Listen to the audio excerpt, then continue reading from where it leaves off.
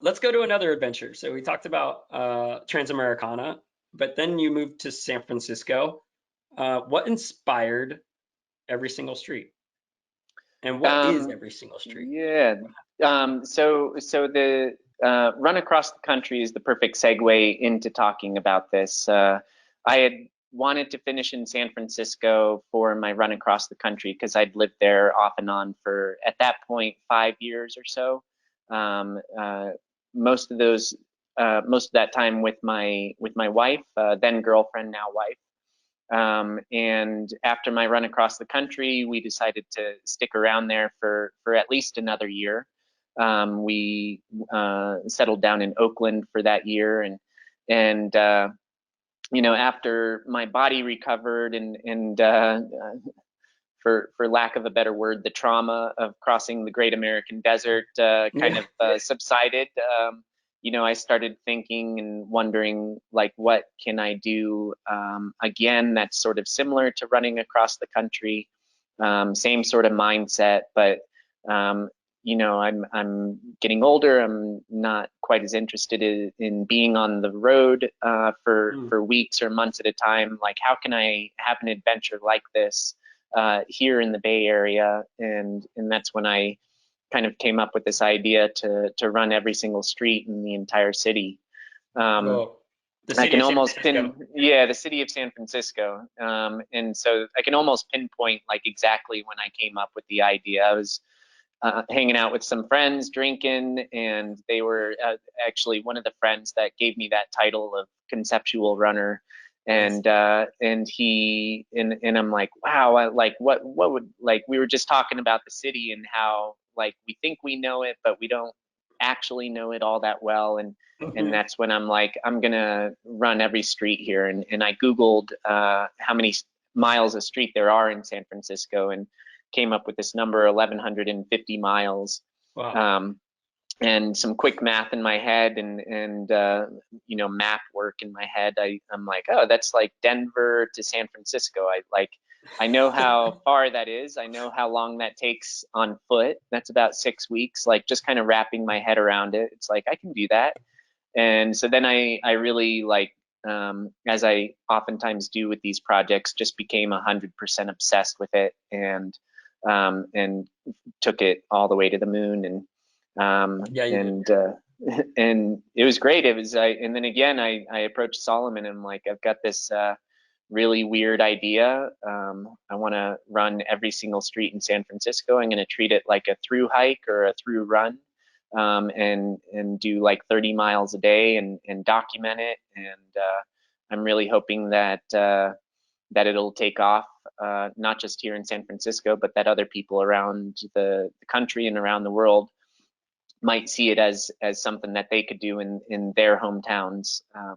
Yep. And so yeah, that's the backstory in short for that one. Oh, that's so cool. So I think it really did ignite something because we're seeing a lot of people now do it, right? Like you, I'm sure you've gotten emails, and if you check the hashtag every single street, one of my friend Jake from San Jose, California, did every single street down in the city of San Jose. Jake McCluskey, local bartender guy. He's got a cool story too, where he's lost like 150 pounds, and it was all kind of part of it.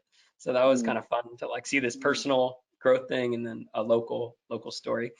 Um, what has that meant to you, like to see the it actually happen? You know what I mean? When you're like, yeah, this could be Yeah. cool, and then the growth of it I actually think it's so exploding. cool. Like, honestly, I could erase Instagram from my phone. I would be okay with that.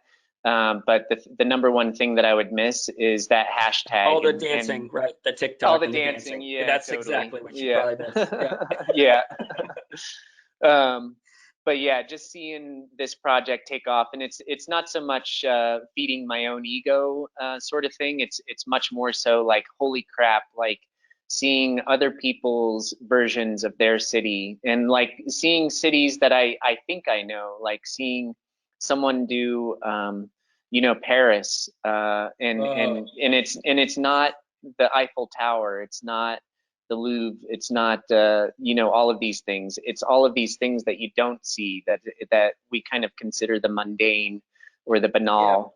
And so seeing these things and seeing people appreciate their cities for truly what they are is to me is super exciting, and yeah, it's just awesome to see people kind of go through a similar sort of growth that I went through when I started my project.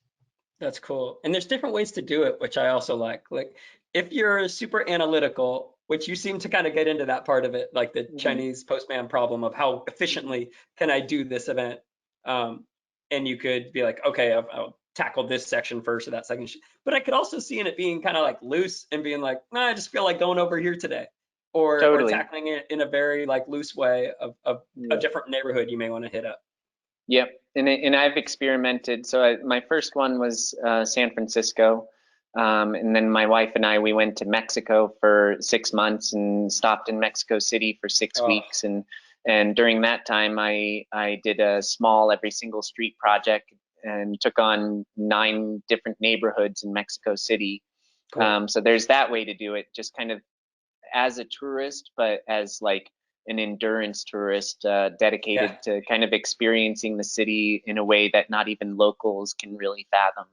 that's cool. And then now here in Santa Fe, I started doing my project here over a year ago, and it's been so nice to chip away at it nice and slow, as opposed to my San Francisco project where it's like, yeah, I don't need to rush through this. I want to Yeah. like I'm going to be here for a while.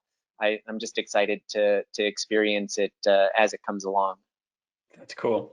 Um, I have one, and it kind of reminds me of this, and I don't think I brought this up on previous calls, but I lived in San Francisco for, I don't know, 7 years, something like that, left in 2013. Uh, and I was still pretty fit. I was running marathons maybe at the time at the tail end of my more competitive marathon career. So I still had that like general fitness that you could just run anywhere at any time, where I really wasn't training, but I could go knock out 10 to 20 miles if necessary. And Mhm. for some reason, I was on a date in like, it must have been Lower Haight or something like that. And at the time, I lived in Daly City out by this horse stable called Palomar Stables. And I had no money. And I was in Sperry boat shoes, jeans, and like I don't know, some kind of button up shirt, and taxis would not go to Daly City. It was like, Yeah. oh, if I go there, you're stuck there for the night. I don't even know if I had the money. So if I think two taxis came up and I was like, hey, can I go to, to Daly City, John Daly Boulevard? And they're like, no way. They like close the door and they take Yeah. off. And I was like, all right, I'm running home. This is it. Yeah. I'm gonna get my jog on. It's like 11:30 at night. And I start running through San Francisco and places I know really well, which is cool, and it's going okay. And I'm actually not really bugged out. I'm getting water here and there at different parks. And then I get to like Lake Merced, on the far west side part of the city, and I guess a bus had already come by me one time on Lake Merced, but I'm on the far reaches of Lake Merced over by the Olympic Club, and a bus, city San Francisco bus, just pulls over to the side of the road, not at a bus stop, not at anything, and just opens the door. And he's like, I was like, yes, is there anything wrong? And he's like, the guy's like, well, I've passed you twice tonight, and I'm curious if you need a ride. And I'm like, well, I'm up the hill, up by John Daly Boulevard. I think it's off your route. And he's like, get in.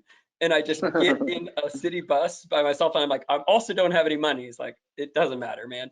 And I Yeah. just sit on the bus, and he drove me home like on this huge like city SFMTA bus and dropped me off at this horse stables and said, have a good night. And I was like, this is the stuff. Like, these are the Yeah. things. These are the times where, like, unless you just go do something weird and put yourself out there, clearly I wasn't going to hurt the guy, or clearly he didn't care. He just wanted to see if I needed a ride. And then I was like, oh, I got to take this ride, a free bus ride all the way home. Like, this is going to be amazing.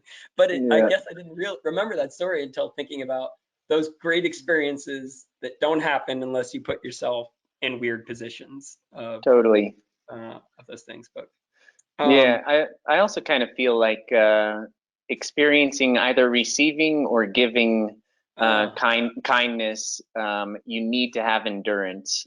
People are like, "Oh, that didn't happen to me." It's like, well, you got to stay out there a little bit longer. I love that. Be Yeah, patient. you weren't out there long enough. You didn't. Yeah. You were in and out.